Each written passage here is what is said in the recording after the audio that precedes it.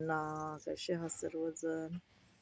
जर तुम्हाला तुमची गर्लफ्रेंड असेल, तुमचा नवरा असेल, तुमचा भाऊ असेल, तुमची आई असेल, बहीण असेल, कोणी असेल आणि ती तुमच्याशी म्हणजे नाही का असं हे करत असेल, ती म्हणत असेल मी खूप तुझ्याशी विश्वासू आहे, प्रामाणिक आहे, विशेष म्हणजे नवरा बायको गर्लफ्रेंड बॉयफ्रेंडमध्ये, तर ते जर एकमेकाला त्यांचं पासवर्ड शेअर करत असतील आणि ते त्यांचा मोबाईल जर शेअर करत असतील तर ते दोघं प्रामाणिक आहेत.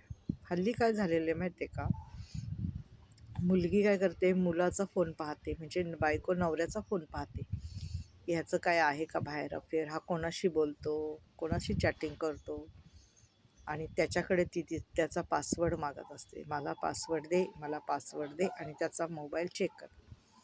आणि तिचं काय बाई, तुझा मोबाईल तू देशील का कधी नवऱ्याच्या हातामध्ये?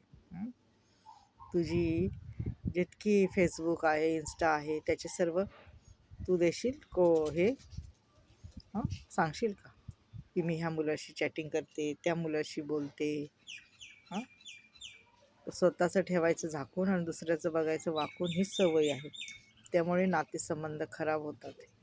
एकमेकाला जर तुम्ही विश्वास दिला, घे बाबा, काय काय असणार आहे माझं त्याच्यात, काही नाहीच आहे तर काय बघशील, कुठं सापडेल तुला काही, परंतु कुठेतरी खोट असते, त्यामुळं ते देत नाहीत, एवढं मात्र खरं आहे.